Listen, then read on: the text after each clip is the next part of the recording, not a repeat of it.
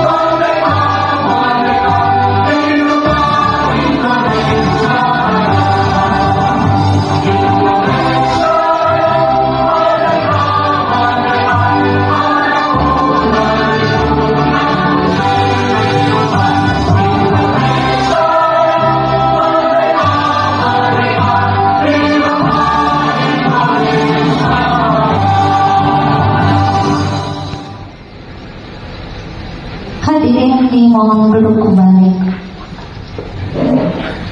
Untuk acara selanjutnya yaitu pembacaan doa yang akan dibacakan oleh Bapak Cahyo Purnomo SPD.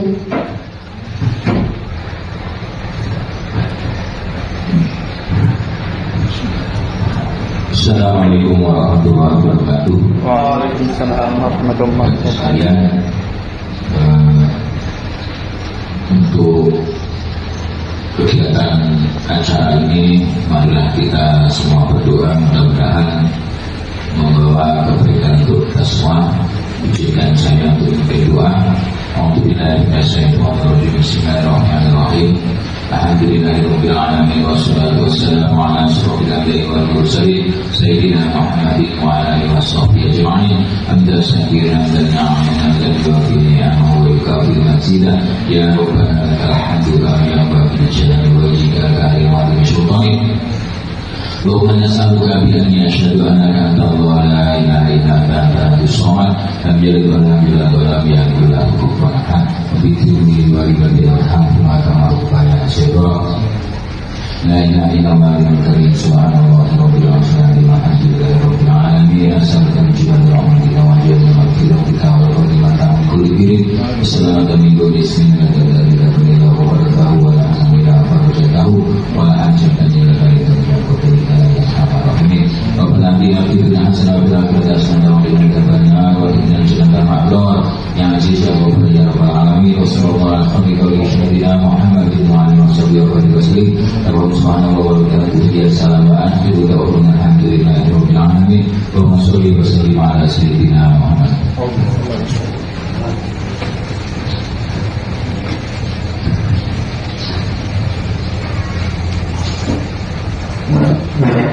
Untuk selanjutnya yaitu kata sambutan pengawas SD Kecamatan Sedong oleh Bapak Haji Ismail SPD MPD. Kepada Bapak disilakan.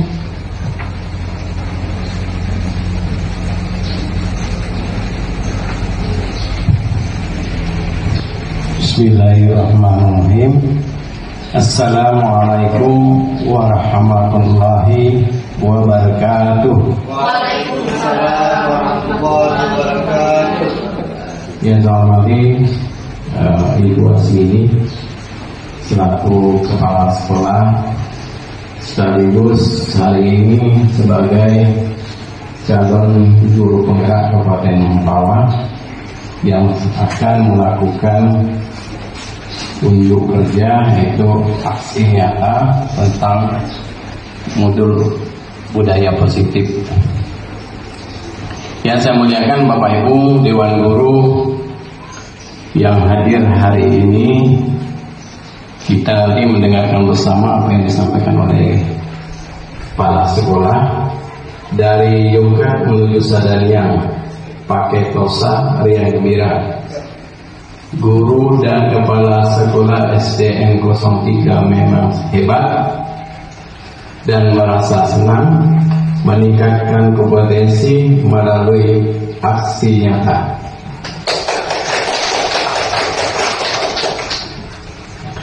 Bapak Ibu, jadwal saya hari ini adalah membersamai Bapak Ibu dalam rangka observasi berkaitan kinerja, namun karena ada kegiatan yang berkaitan dengan aksi nyata, maka saya anggap ini sebagai sekaligus saya mengadakan observasi. Kemudian yang berikutnya, apa yang menjadi wacana atau penyampaian dan disampaikan oleh guru penggerak hari ini tentunya menjadi budaya positif SDN 03 Kecamatan Segedong, yang ini tentu sudah menjadi kebiasaan yang kita lakukan. Silakan diikuti dengan baik dan secara saksama. Mungkin ini saja yang saya sampaikan berkaitan dengan pembukaan kegiatan ini. Dengan mengucapkan Bismillahirrahmanirrahim, kegiatan ini kita buka. Alhamdulillahirabbil alamin wassalatu wassalamu ala asrofil anbiya'i wal mursalin sayyidina Muhammad wa ala alihi washabbihi ajma'in. Rabbi shrah li sadri wa yassir li amri wahlul 'uqdatam min lisani yafqahu qawli. Baiklah Bapak Ibu, terima kasih saya haturkan kepada Bapak Pengawas yang telah bersedia hadir dalam kegiatan ini, juga Bapak Ibu personil SDN 3 Sejong pada hari ini telah membersamai saya hingga 1 jam ke depan dalam pemaparan modul 1.4 budaya positif. Baiklah Bapak Ibu, untuk mempersingkat waktu, mari kita mulai. Di sini saya akan membahas tentang modul 1.4 tentang budaya positif. Jadi dari macam-macam budaya positif.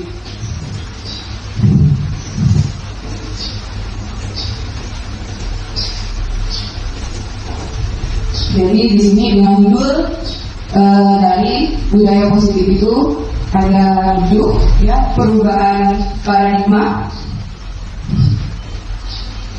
Yang pertama adalah perubahan paradigma belajar, kemudian disiplin positif, yang ketiga perilaku manusia, yang keempat kebutuhan dasar, yang kelima posisi kontrol restitusi, yang keenam keyakinan kelas, dan yang ketujuh adalah segitiga restitusi. Pada dasarnya budaya positif yang dipaparkan di sini telah kita laksanakan pada keseharian kita. Hanya saja kita tidak dapat memetakan di mana letak budaya positif yang telah kita terapkan itu. Jadi di sini kita coba kupas dan ulas supaya pemahaman kita lebih mantap tentang di mana letaknya budaya positif yang selama ini telah kita lakukan.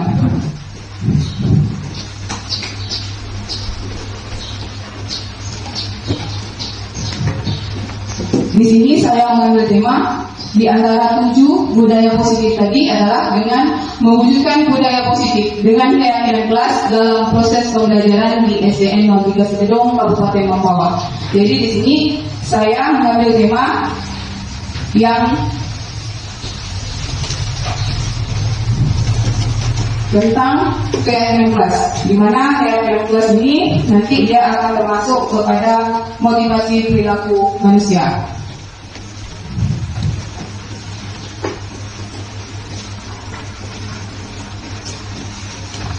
Baik, untuk yang pertama adalah perubahan paradigma belajar. Nah, perubahan paradigma belajar ini merupakan pembelajaran berdasarkan prinsip pembelajaran berdiferensiasi, yaitu pembelajaran yang berpihak pada murid dengan tahap perkembangan untuk mewujudkan profil pelajaran Pancasila. Nah, di sini untuk kegiatan pemahaman perubahan paradigma itu ada kegiatan namanya cobalah buka. Cobalah buka itu jika Anda itu adalah A. Nah, di sini A itu kalau kita di kelas kita sebagaikan siswa kita atau murid kita. Nah, jadi kita meminta kepada siswa kita untuk menutup tangan. Ya, coba bayangkan bahwa Anda menyimpan sesuatu yang sangat berharga di dalam tangan Anda. Jadi siswa itu akan memegang sesuatu yang berharga di tangannya. Jadi jika kita memegang sesuatu yang berharga di tangan kita, tentu kita tidak ingin melepaskannya begitu saja. Nah, apakah itu yang baik atau yang tidak baik? Terkadang kalau orang sudah berprinsip itu seperti itu. Kemudian setelah kita memegang tangan kita, memegang tangan kita yang tadi, maka setelah kita memegang dengan erat sekali apa yang ada di dalam genggaman kita ini, maka kita sebagai guru, nah teman Anda adalah B. Nah, B ini kita posisikan pada diri kita, yaitu sebagai guru. Guru ini boleh membujuk siswa ini untuk membuka kepala tangannya, ya. Nah, bisa dengan membujuk, bisa dengan menghadik, mengintimidasi, memarahi, menggoda, menggelitik, bahkan menawari uang. Nah, jadi jika yang si A ini atau siswa ini bisa juga dia mau membuka, bisa juga dia tidak mau membuka. Nah, jadi itu tergantung dari pribadi masing-masing. Nah, disinilah kita harus melaksanakan perubahan paradigma belajar. Mencoba merubah mindset yang ada di dalam pikiran anak itu. Kenapa dia tidak mau membuka apa yang ada di tangannya itu? Di sini adalah miskonsepsi tentang teori kontrol. Jadi terkait dengan paradigmanya, perubahan paradigma belajar, nah miskonsepsinya adalah guru atau pihak lain memiliki kendali penuh atas individu adalah salah.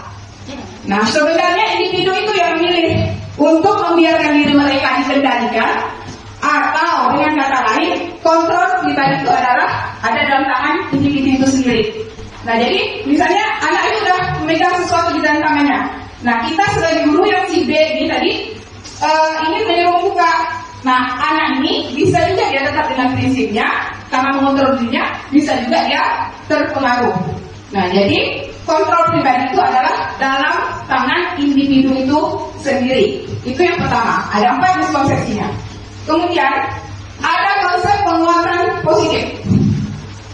Ada konsep penguatan positif atau bujukan. Nah, jadi anak itu yang semulanya tidak mau membuka tangannya karena dia merasa bisa mengontrol dirinya, tiba-tiba ada penguatan positif, yaitu bujukan. Nah, bujukan ini sebagai bentuk kontrol. Tapi alangkah baiknya ketika kita individu itu secara sukarela memilih untuk membuka tangannya itu dari diri dia sendiri, bukan karena bujukan kita sebagai guru. Kemudian yang ketiga adalah kritik dan perasaan bersalah. Nah, jadi kritik dan perasaan bersalah ini dianggap tidak efektif dalam kita memperkuat karakter seseorang. Jadi anak itu tidak usah kita kritik, tidak boleh juga kita memberikan perasaan bersalah yang berlebihan, karena itu dapat merusak identitas individu. Nah, dengan menghambat perkembangan positifnya. Sebab dia udah kita kritik. Nah, ketika kita kritik, tidak semua orang bisa menerima kritikan. Begitu juga dengan siswa. Nah, dan ada cara-cara mengkritik yang mereka bisa terima. Kemudian yang keempat adalah orang dewasa tidak memiliki hak untuk memaksa individu melakukan sesuatu. Jadi di pembelajaran diferensiasi yang berpihak pada murid ini, guru tidak berhak untuk memaksa-maksa harus ini, harus itu, harus ini, harus itu. Ya? Jadi dia harus dengan kesepakatan, dengan cara-cara yang seharusnya. Nah, jadi pemaksaan justru menyebabkan permusuhan dan tidak akan membangun hubungan pendidikan yang sehat. Nah, jadi ini untuk yang pertama, perubahan paradigma belajar. Jadi kesimpulannya bahwa kita itu dengan cobalah buka ini, bahwa sesungguhnya yang mengontrol diri kita itu adalah diri kita sendiri. Jadi tidak perlu dengan bujukan, ya, tidak perlu dengan mengkritik atau perasaan bersalah. Kemudian kita tidak boleh memaksa. Nah, jadi itu kesimpulannya. Kembali lagi bahwa yang mengontrol diri kita itu adalah diri kita sendiri, dan mengontrol diri kita adalah diri kita sendiri. Kemudian orang lain hanya merupakan faktor eksternalnya. Yang kedua adalah disiplin positif. Nah, disiplin positif ini berasal dari kata disiplina yang artinya belajar, yaitu yang mengacu pada disiplin diri yang berarti memiliki tanggung jawab terhadap apa-apa yang dilakukannya berdasar nilai-nilai yang diyakini.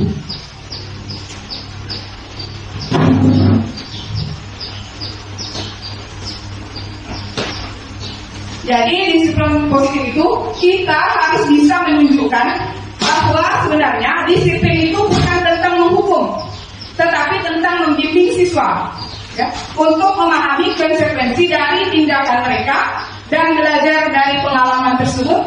Siswa diajarkan untuk bertanggung jawab atas tindakan yang mereka belajar dari kesalahan mereka. Di disiplin positif ini menerapkan beberapa nilai-nilai kebajikan universal. Nah, ini adalah merupakan motivasi intrinsik yang ada dalam diri peserta didik itu menuju ke dalam perubahan perilaku dan ke arah yang lebih baik. Nah, setelah kita merubah paradigma mindset peserta didik tadi, kemudian kita terapkan nilai-nilai kebajikan di disiplin positifnya. Jadi nilai-nilai kebajikan itu adalah sifat-sifat positif manusia yang merupakan tujuan mulia yang ingin dicapai oleh setiap individu. Nah, di sini ada nilai-nilai kebajikan yang pertama, yaitu profil pelajar Pancasila. Ini sudah tidak asing lagi bagi kita ya, Bapak Ibu. Profil pelajar Pancasila ini sudah digaungkan sejak kita menggunakan kurikulum 13. Nah, di sini beriman dan bertakwa kepada Tuhan Yang Maha Esa, berakhlak mulia, berkebinekaan global, gotong royong, mandiri, kreatif, dan bernalar kritis. Jadi di setiap nilai-nilai kebajikan ini dia punya potensi tersendiri. Yang kedua adalah Primary Years Program atau PYE. Nah, Primary Years Program ini adalah program pendidikan yang didirikan dengan tujuan memberikan pendidikan holistik kepada siswa usia dini. Dirancang untuk membantu siswa mengembangkan pengetahuan, keterampilan, dan sikap yang akan mendukung keberhasilan mereka di dunia yang semakin global. Jadi untuk yang holistiknya ini harus dikembangkan siswa itu. Kenapa mengatakan semakin global? Dikarenakan kita di dalam pendidikan memberikan pendidikan kepada siswa itu adalah kodrat alam dan kodrat zaman. Di mana kodrat alam dan kodrat zaman ini tidak bisa kita pisahkan. Nah, disinilah yang dimaksudnya adalah global. Kodrat alamnya adalah bahwa anak itu bersinergi mengikuti perkembangan zaman. Seperti yang sudah kita ketahui sekarang, yang paling sinkron adalah penggunaan media sosial. Nah, itu adalah kodrat zaman dan berpadu dengan kodrat alam. Jadi bagaimana anak ini bisa kita bantu untuk mengiring dia supaya mampu menyaring dari arus-arus globalisasi itu sendiri.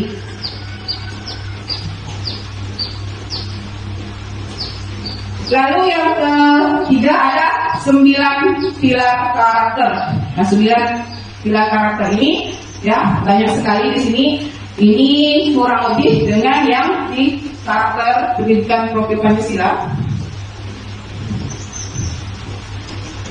Kemudian ada petunjuk seumur hidup dan keterampilan hidup, lifelong learning and life skill ya. Ada keterampilan hidup, kemudian petunjuk hidup dan the 7 essential virtues dari Building Moral Intelligence Michelle Boba.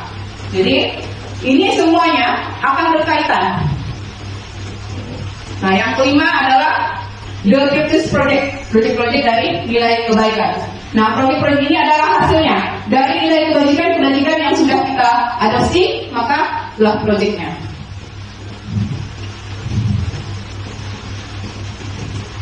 Jadi untuk poin yang kedua tadi di disiplin positif, nah kita simpulkan bahwa yang kita tunjukkan dari kebajikan itu mereka adalah bersinergi, saling berintegrasi, ya. Kemudian juga berkaitan, beririsan, berkesinambungan. Jadi jika semuanya itu sudah tercover dalam siswa, maka siswa kita akan menjadi siswa yang berkarakter. Selanjutnya yang ketiga adalah motivasi perilaku manusia. Nah, jadi perilaku manusia itu ada macam-macam cara untuk kita memotivasi manusia.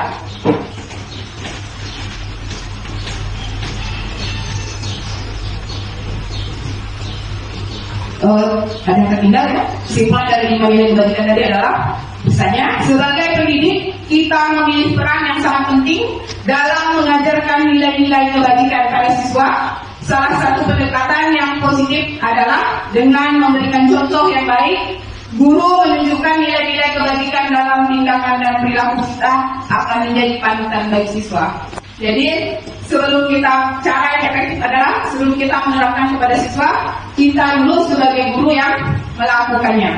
Jadi dengan guru itu sebagai panutan, mereka melihat kita telah melakukan, tanpa teori, tanpa materi, insya Allah mereka akan mengikuti.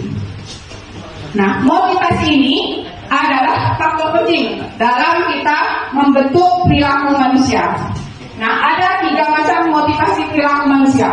Yang pertama adalah untuk menghindari hukuman atau ketidaknyamanan.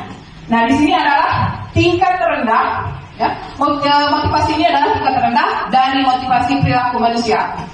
Karena di sini orang selalu beranggapan, ya, apa yang terjadi jika saya melakukannya? Dengan kata lain, tidak berani mengambil resiko. Ya, jadi dia sebelum melakukan sudah berpikir dulu apa efeknya, apa yang akan terjadi jika dia melakukannya. Nah, jadi sebenarnya untuk mereka menghindari permasalahan yang mungkin muncul, beberapa pengaruh secara fisiknya dari fisik, psikologis, maupun tidak terpenuhi kebutuhan mereka bila mereka tidak melakukan tindakan tersebut. Nah, motivasi ini bersifat eksternal. Jadi bersifat eksternal itu dari luar. Jadi orang itu dia mungkin ingin melakukan sesuatu, tapi takut pandangan orang terhadap dia bagaimana. Nah, jadi itu namanya dia takut terhukum atas apa yang telah dilakukannya. Dia takut merasa tidak nyaman atas apa yang akan dilakukannya. Nah, jadi dia tidak berani mengambil risiko atas apa yang akan dilakukannya. Itu motivasi yang paling rendah. Selanjutnya yang kedua ada lagi, untuk mendapatkan hadiah atau imbalan penghargaan dari orang lain, satu tingkat di atas motivasi pertama. Nah, di sini orang itu akan bertanya, apa yang akan saya dapatkan jika saya melakukannya? Ini sering kali terjadi. Nah, kalau kita lakukan ini apa? Ini terdapat impact-nya pada hadiah, pengakuan atau imbalan. Nah, kita tidak usah jauh-jauh Bapak Ibu, yang sekarang sedang tren itu adalah guru penggerak. Banyak orang beranggapan bahwa apa sih ending dari guru penggerak?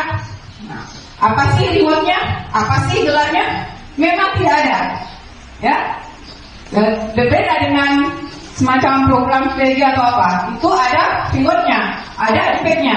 Jadi kalau guru penggerak ini memang kalau kita tidak masuk ke dalamnya, kita tidak tahu seberapa besar yang akan kembali kepada kita sebagai guru penggerak. Kalau kita hanya dengar, hanya baca, memang kita tidak akan menyadari sisi baik dan sisi positif dari guru penggerak itu. Kalau reward memang tidak ada. Nah, apalagi kalau misalnya imbalan juga tidak ada. Pengakuan kadang boleh dibilang tidak diakui dengan sesungguhnya, karena sudah banyak saya temukan ada beberapa yang menyatakan itu apa sih gaungnya guru penggerak itu kok nggak ada tindakannya. Nah, seperti itu. Padahal di dalam sini para guru penggerak itu sangat berjuang. Nah, jadi sebaiknya Bapak Ibu ketika kita melaksanakan dan melakukan sesuatu itu, kita jangan berharap dulu hadiah, berharap dulu pengakuan, berharap dulu imbalan. Nah, jadi kita berbuat saja dulu. Nah, nanti yang membalas itu ada yang maha pantas, ya Bapak Ibu ya. Jadi jangan kita selalu apa-apa kita kerjakan itu dengan meminta hadiah, dengan meminta pengakuan atau dengan imbalan. Nah, ini juga motivasinya dari luar. Kemudian yang ketiga, ya, untuk menjadi orang yang mereka inginkan dan menghargai diri sendiri adalah nilai-nilai yang mereka pegang. Nah, ini pertanyaannya adalah apabila saya melakukannya. Nah, jadi dia akan menjadi orang yang seperti apa apabila dia melakukannya.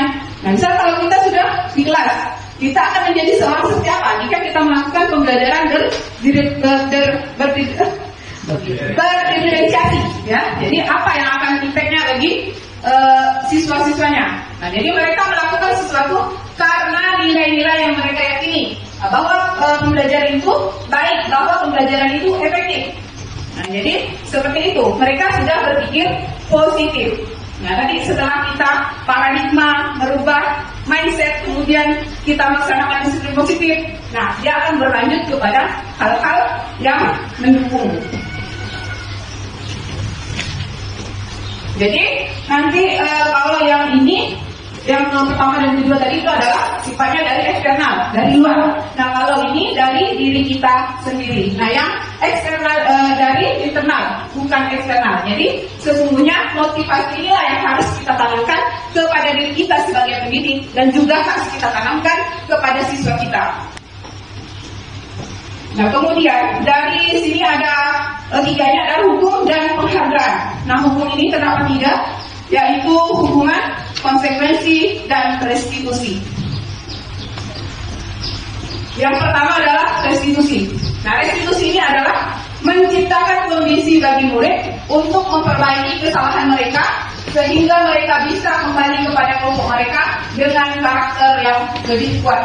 Misalnya contohnya begini Bapak Ibu, ada siswa kita itu melakukan kesalahan, nah ya, ada melakukan kesalahan, kemudian kesalahan ini jangan kita jadikan bahwa itu adalah kekurangan dari siswa itu. Nah bagaimana kita bisa ya berkolaborasi untuk mencari solusi dari masalah mereka ini. Nah ini mencari solusi dari masalah mereka ini. Misalnya jadi satu masalah di sekolah, siswanya kita panggil dulu apa permasalahannya. Nah dari satu sisi, dari dua sisi, kalau sudah ada yang biasanya ada 2 orang ya, kita panggil kedua-duanya, kemudian baru kita tanyakan permasalahannya, cari solusi, dan satu yang harus kita tekankan adalah bagaimana jika dia memperlakukan bagaimana jika dirinya diperlakukan oleh orang lain seperti yang dilakukan terhadap temannya. Nah itu adalah restitusi. Jadi setelah selesai permasalahannya, maka siswa ini akan kembali lagi dengan teman-temannya ini sesuai, tanpa ada rasa bersalah, tanpa ada rasa minder karena kesalahan yang telah dibuatnya tadi. Karena kita sudah mencari solusi dan masalah dari mereka ini dengan cara yang untuk memperbaiki kesalahan mereka itu sendiri. Kemudian yang kedua adalah hukuman. Nah hukuman ini tidak terencana, tiba-tiba dan murid tidak tahu apa yang akan terjadi. Nah jadi tidak dilibatkan bersifat satu arah, hukuman fisik ya. Jadi hukuman ini tidak ada kesepakatan, tidak ada solusi.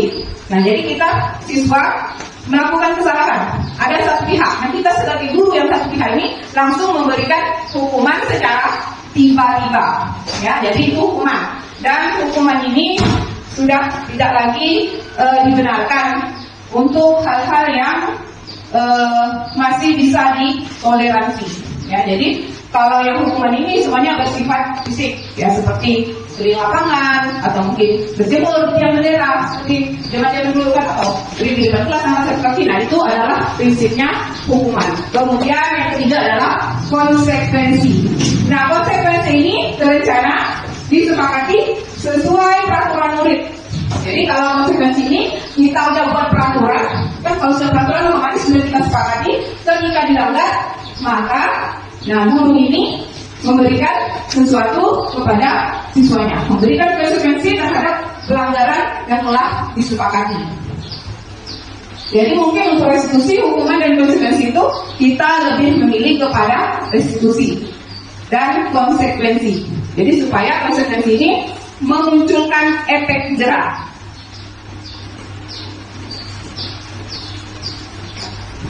Kemudian penghargaan itu ada penghargaan efektif dan penghargaan tidak efektif. Nah, penghargaan dikatakan efektif jika kita menginginkan seseorang melakukan yang kita inginkan dalam jangka waktu pendek. Nah, jadi misalnya efektif kita memerlukan orang tersebut dengan selalu mengasihi orang tersebut, jadi penghargaan. Nah, jadi ketika seolah-olah seperti kita itu mengikat dengan penghargaan itu. Nah, kita butuh orang ini, kita kasih penghargaan, kemudian dia akan merespon. Nah, itu kalau hal ini terjadi kepada siswa kita, maka ini dia akan kehilangan motivasi dari dalamnya. Jika dia selalu berbuat yang benar, misalnya dapat tadi ada nilai tinggi atau apa, dia jadi akan bergantung kepada penghargaan itu kalau kita keberlanjutan.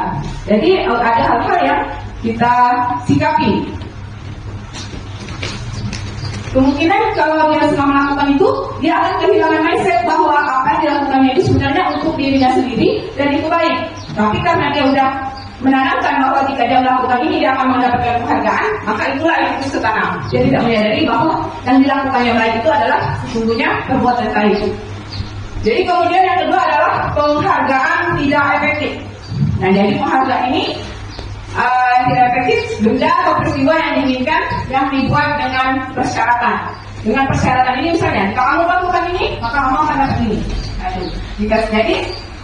jika mengharapkan suatu penghargaan dan tidak mendapatkannya, maka kita akan kecewa dan bergetir hati.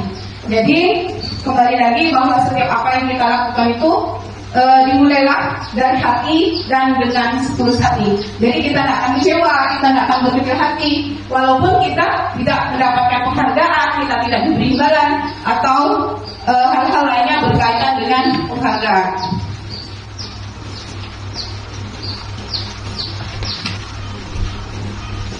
Ada lagi penghargaan yang merusak hubungan. Nah, jadi ketika seorang diberi penghargaan atau dipuji di depan orang banyak, maka yang lain akan merasa iri dan sebagian dari mereka akan tidak menyukai orang yang diberikan penghargaan tersebut. Ada juga penghargaan yang merusak hubungan jika orangnya tidak berbesar hati. Ya.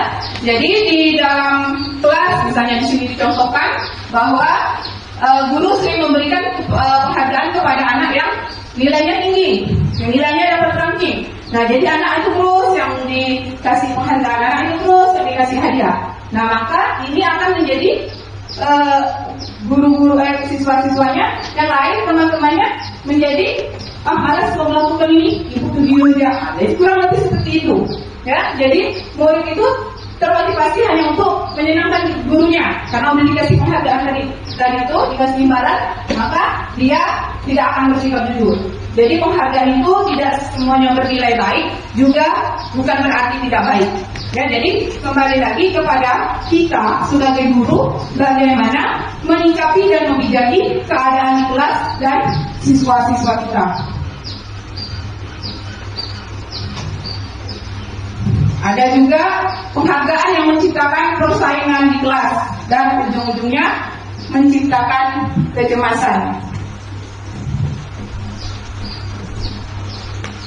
Kemudian ada penghargaan mematikan kreativitas.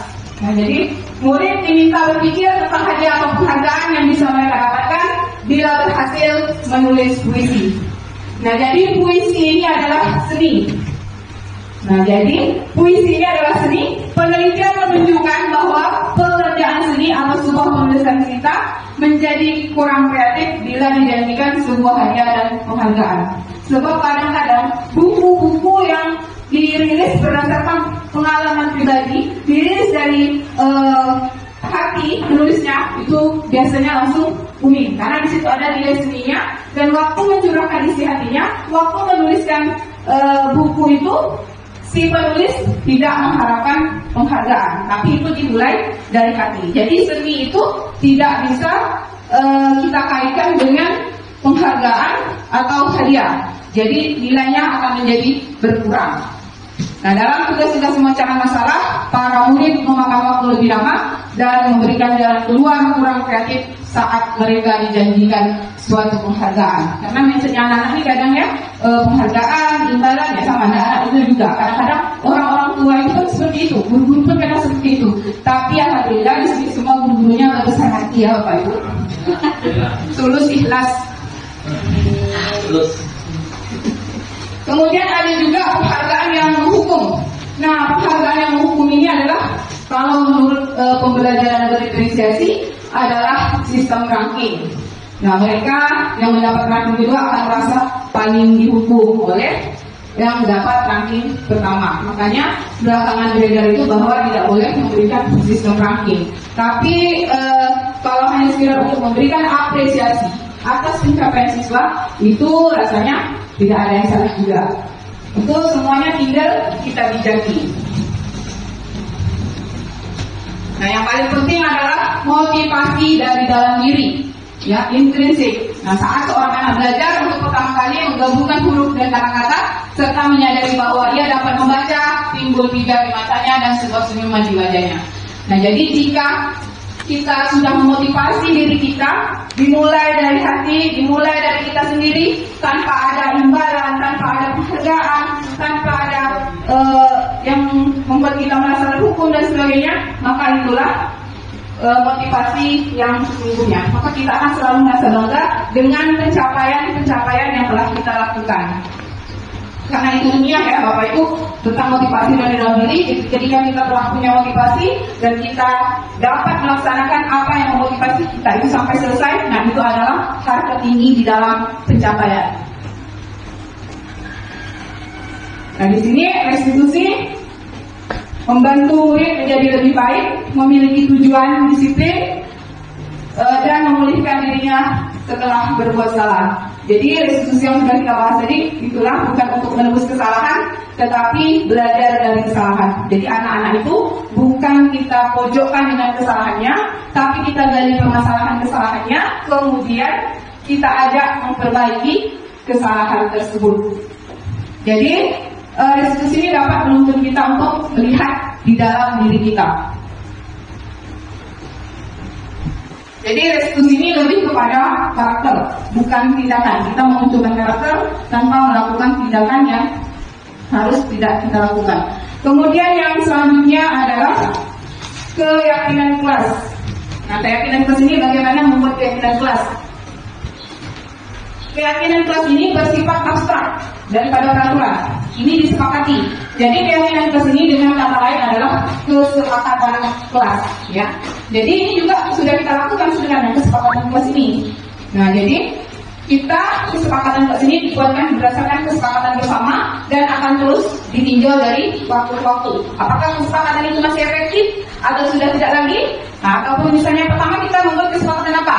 Kesepakatan harus sampah harus dibuang pada tempatnya, yang ringan-ringan ya kalau di kelas itu. Nah, jadi sekarang anak-anak sudah menunjukkan budaya positifnya dengan membuang sampah pada tempatnya. Berarti seiring berjalannya waktu, karena anak sudah terbiasa, kemudian mungkin kesepakatan ini kita hilangkan, ganti lagi dengan kesepakatan yang lain, sampai akhirnya anak-anak ini sudah terbiasa melakukan kesepakatan kelas yang telah disepakati.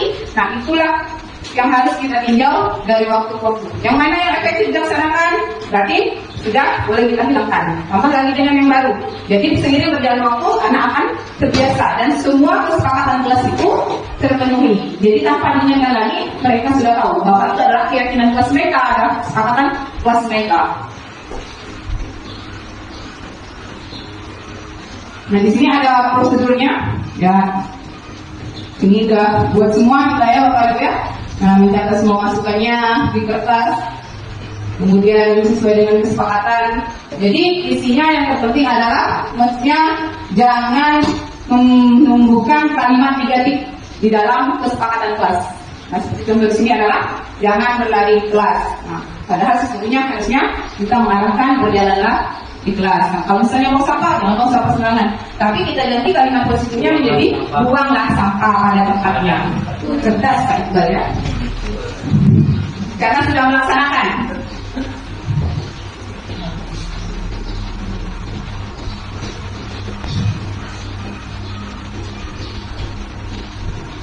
Kemudian ya ini sudah kita laksanakan semua tentang keyakinan sekolah.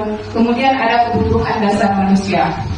Nah, kebutuhan dasar manusia ini adalah merupakan disiplin positif yang keempat. Di antara materi di modul 1, 1.1 sampai 1.4, saya paling senang dengan materi kebutuhan dasar manusia ini. Nah, kalau di sini ada banyak sekali yang ditampilkan, ya bertahan hidup, makanan, tempat tinggal, pakaian, kesehatan, keamanan, kasih sayang dan lain-lain. Tapi saya di sini mengambil 5 kebutuhan dasar manusia. Yang pertama adalah bertahan hidup, survival ya. Jadi kita itu bertahan hidup terkait tentang sandang, pangan, papan. Bagaimana kita dapat memenuhi kebutuhan hidup kita dari sandangnya, pangan, papan, pakaian, makanan dan rumah. Nah, itu adalah kebutuhan dasar kita yang sesungguhnya. Nah, untuk kita bertahan hidup. Kemudian yang kedua adalah kasih sayang dan rasa diterima, love and blessing ya. Jadi ini sangat penting. Ketika kita telah kasih sayang, memberikan kasih sayang, cinta kasih, maka kita merasa diterima.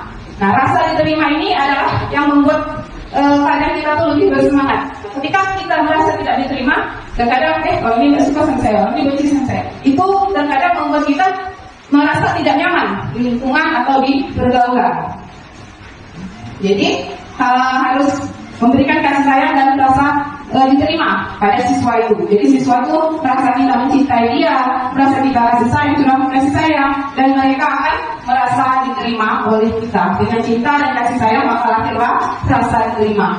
Kemudian adalah kesenangan. Kesenangan itu adalah fun. Nah, kesenangan ini ya kita hak untuk membuat keputusannya. Jadi misalnya kita kesenangan untuk melakukan apa yang kita suka. Nah, jadi di dalam kita itu fun itu perlu ya, karena dengan kita bertemu orang yang banyak, kita akan mendapatkan pengalaman, mendapatkan pembelajaran. Nah, fun itu juga bermacam-macam. Kita misalnya senangnya apa? Bisa kita melakukan itu. Itu merupakan salah satu kebutuhan kita juga untuk fun, tidak dipungkiri itu ya. Jadi kalau kita kerja terus-menerus itu nggak ada funnya, bisa support juga ya. Kemudian jadi jangan takut dengan bersenang-senang dalam artian yang sesungguhnya. Kemudian ada kekuasaan. Nah, kekuasaan ini atau power, kekuatan ya. Jadi kita itu perlu juga punya kekuatan, punya power dalam kehidupan kita. Nah, supaya kita itu dapat membuat keputusan terhadap power kita itu. Oh, kita ini punya keputusan apa? Nah, itu. Jadi kita harus berani menentukan keputusan atas kekuatan diri kita itu. Kemudian adalah yang terakhir adalah kebebasan atau freedom. Nah, bebas ini adalah terkadang kita hak untuk kita memilih ya. Jadi bebas itu dalam artian kita bisa memilih apa yang akan kita lakukan, kita bisa memilih apa yang seharusnya kita lakukan. Jadi anak juga begitu, diberi kebebasan untuk memilih maunya bagaimana, caranya bagaimana, dengan tetap kita arahkan. Seperti itu. Jadi itu adalah 5 kebutuhan dasar manusia. Nah, saya ulangi, yang pertama adalah kasih sayang dan rasa diterima, kemudian kesenangan, bertahan hidup, kekuasaan, dan kebebasan. Jadi itu adalah inti dari semua yang tertulis di sini.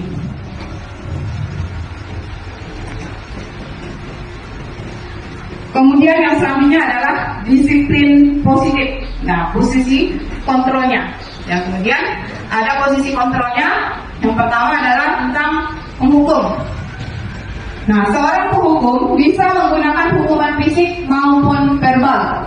Nah, orang-orang yang menjalankan posisi penghukum senantiasa mengatakan bahwa sekolah memerlukan sistem atau alat yang dapat menekan murid-murid lebih dalam lagi. Nah, jadi tidak boleh menghukum. Di sini katanya adalah patuhi aturan saya atau awas. Nah, jadi kata awas itu sudah merupakan kalimat penghukum. Walaupun kita tidak menghukum secara fisik, tapi kita sudah menghukum secara mental mereka. Ya, awas atau kamu selalu saja salah. Jadi kita itu tidak boleh menghukum siswa dengan rasa bersalah. Nah, ini selanjutnya itu membuat rasa bersalah. Nah, jadi posisi kontrol itu bisa dengan hukum, kemudian membuat rasa bersalah. Nah, kalau misalnya kita membuat siswa rasa bersalah dengan ibu sangat kecewa sekali dengan kamu, atau berapa kali harus bapak beritahu kamu. Jadi kalau memang siswa itu memahami, maka dia akan merasa bersalah dengan kata-kata kita seperti itu. Kemudian yang terakhir ini yang paling bagus adalah posisi sebagai teman. Teman ya, guru pada posisi ini tidak akan pernah menyakiti murid, namun tetap berupaya mengontrol murid melalui persuasi. Nah, jadi di sini bahasanya juga, ayo bantulah ibu bapak, ayo ingat bantuan bapak selama ini. Nah, ini kalau saya lihat di sini, alhamdulillah siswa-siswanya itu tidak merasa menjadi teman sebagai dengan gurunya. Mereka tidak karena mungkin pada saat di kelas itu guru telah menghadirkan dirinya sebagai teman bagi mereka, sehingga ketika di luar mereka juga seperti itu. Teman dalam artian yang kita garis bawahi bukan teman yang sebaya dengan mereka. Nah, teman dalam artian mereka mudah untuk mendengar, mudah untuk mengikuti apa yang teman mereka itu bilang. Nah, seperti itu posisi teman yang dimaksud di sini. Kemudian ada pemantau. Nah, pemantau ini berarti mengawasi, jadi pantau. Pada saat kita mengawasi, kita bertanggung jawab atas perilaku orang-orang yang kita awasi. Nah, jadi pertanyaan yang akan diajukan oleh seorang pemantau adalah peraturannya apa dan apa yang telah kamu lakukan. Jadi kita kembali bertanya lagi kepada siswa itu dengan tidak menghakimi. Kita tanya dulu dengan kesepakatan yang telah kita sepakati. Nah, kita tanya dulu peraturannya apa yang telah kamu lakukan. Nah, itu adalah salah satu posisi kontrol pemantau. Kemudian di posisi manajer, yaitu posisi terakhir, di mana adalah posisi guru berbuat sesuatu bersama dengan murid, mempersilahkan murid mempertanggungjawabkan perilakunya, mendukung murid agar dapat menemukan solusi atas permasalahannya sendiri. Nah, seorang manajer telah memiliki keterampilan di posisi teman maupun pemantau. Dengan demikian bisa jadi waktu-waktu tertentu kembali kepada kedua posisi itu diperlakukan. Nah, manajer ini adalah yang sudah paling tinggi.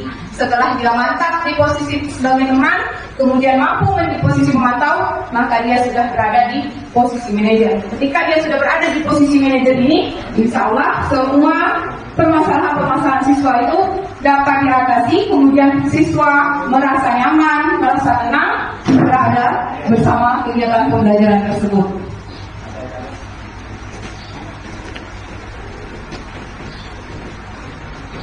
Nah, kalau manajer itu dia lebih kembali kepada keyakinan kelas yang telah dibuat, kepada keyakinan kelas tadi yang telah kita buat.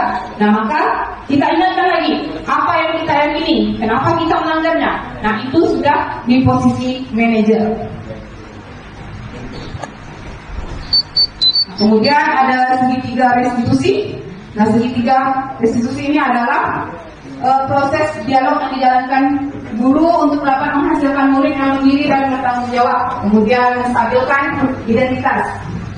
Nah, jadi bagian dasarnya adalah untuk mengubah identitas anak dari orang yang gagal karena melakukan kesalahan menjadi orang yang sukses, ya. Jadi setelah tadi kita rubah paradigmanya, kita mindset, kita rubah paradigmanya, kita mindset anak itu menjadi yang sesuai dengan yang diinginkan. Nah, jadi dia akan dikawal dengan disiplin positif dan lain sebagainya, maka dia sini akan dapat kita ubah identitas anak tersebut. Jadi kita menstabilkan identitasnya. Nah, jadi pertanyaannya di situ adalah apakah kamu sedang menjadi teman yang baik buat dirimu sendiri? Itu adalah pertanyaan pemantik. Ya, itu adalah pertanyaan pemantik di posisi kita menstabilkan identitas anak.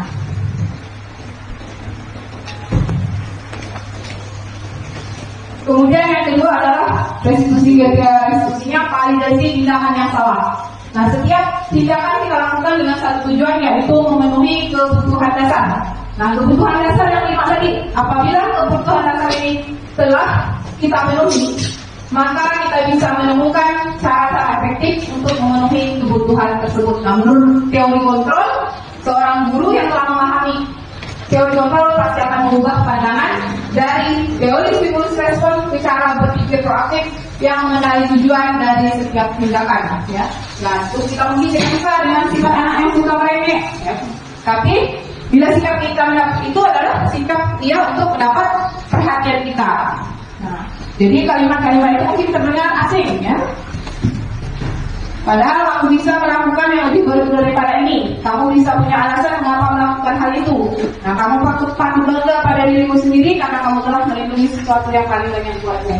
Jadi di sini adalah kata-kata yang akan kita munculkan pada saat kita melakukan pembimbingan terhadap siswa. Kemudian yang ketiga adalah menanyakan keyakinan. Nah, teori kontrolnya ini menyatakan bahwa kita termotivasi secara internal. Termotivasi secara internalnya adalah karena kesepakatan itu telah kita sepakati, telah kita bersama-sama, kemudian itu lahir dari internal kita, maka kita kembalikan lagi. Nah, supaya anak akan siap untuk dihubungkan dengan nilai-nilai yang dia percaya dan berpindah menjadi orang yang dia inginkan. Kenapa dia percaya dengan nilai-nilai keinginan? Karena itu adalah nilai yang mereka buat sendiri, kesepakatan yang dari mereka sendiri.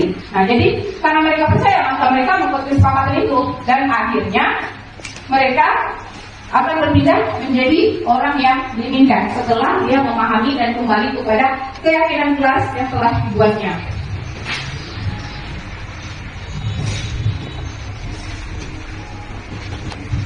Jadi Bapak Ibu, terima kasih ya. Demikianlah pemaparan ini, kita sampai ujung. Saya sudah terima kasih. Jadi demikian pemaparan saya tentang budaya positif yang kita terapkan di kelas. Nah, jadi kesimpulannya di sini adalah dari 7 yang ada itu perubahan paradigma, disiplin positif, motivasi perilaku manusia, kebutuhan dasar, positif kontrol, kemudian keyakinan kelas, dan segitiga restitusi. Dari 7 ini kita mulai dari awal perubahan paradigma. Setelah kita mengubah paradigma, kemudian kita menerapkan disiplin positif, kemudian kita motivasi dengan berbagai cara dan memahami tentang kebutuhan dasar manusia yang harus kita terapkan. Lalu kita berperilaku di posisi kontrol sesuai dengan kasus yang terjadi. Kemudian kita kembali kepada keyakinan kelas, kesepakatan kelas untuk mereka bisa memahami dan berakhir dengan segitiga restitusi. Jadi di sini alhamdulillah untuk budaya positifnya sudah komplit ya Bapak Ibu. Ini semua sudah kita laksanakan, hanya saja pemetaannya masih belum dapat kita pastikan pada saat kita melaksanakan. Di sini dari semuanya, quote saya adalah teruslah berbagi sebab sejatinya akan kembali. Ketika mencari tak lelah menyinari, lantas kenapa harus menyerah dalam berinovasi? Tetaplah berbuat untuk menebar manfaat. Terima kasih.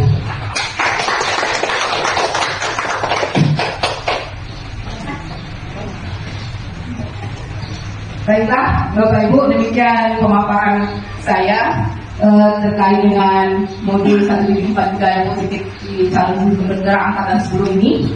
Ya, semoga apa yang saya sampaikan ini bermanfaat bagi kita semua dan dapat kita laksanakan untuk menuju profil pelajar Pancasila. Karena di sini dari semuanya kita lebih mudah untuk mengadopsi yang profil pelajar Pancasila, sebab di situ sudah tercover semua karakter-karakter siswa dan tidak terlalu banyak. Nah, jadi dalam hal ini saya sampaikan terima kasih sebesar-besarnya kepada Bapak Ibu yang telah meluangkan waktu untuk berbagi bersama saya dalam pemaparan ini. Setelah dari semua yang saya sampaikan, mungkin ada tanggapan atau saran yang ingin disampaikan kepada saya agar kedepannya apa yang saya buat itu menjadi lebih baik lagi. Silakan.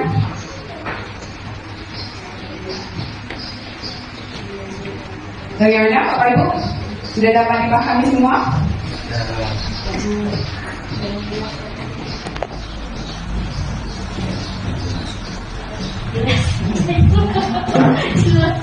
Nah, baiklah Bapak Ibu, kalau memang sudah dapat memahami, sudah dapat kita mengerti bersama atas hal-hal yang ini ya Bapak Ibu, karena memang kita sudah melaksanakannya.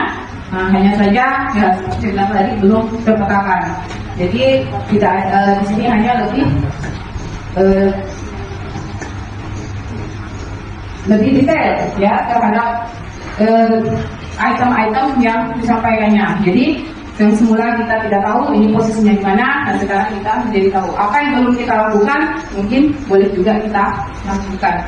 Karena boleh juga ya, tapi harus kita lakukan. Baiklah Bapak Ibu, demikian pemaparan saya. Akhir kata, wassalamualaikum warahmatullahi wabarakatuh. Waalaikumsalam warahmatullahi wabarakatuh.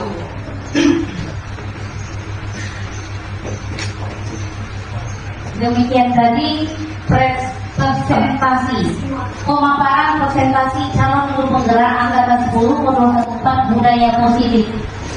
Semoga apa yang disampaikan Ibu Yasmini tadi bermanfaat dan jadi inspirasi untuk kita semua. Pak Iqbal, Pak Imam katanya mau ikut guru penggerak. Amin.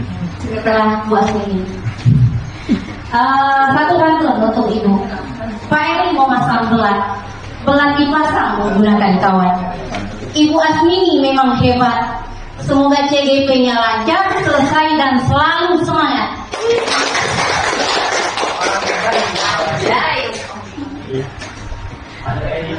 Demikianlah acara kita pada pagi hari ini.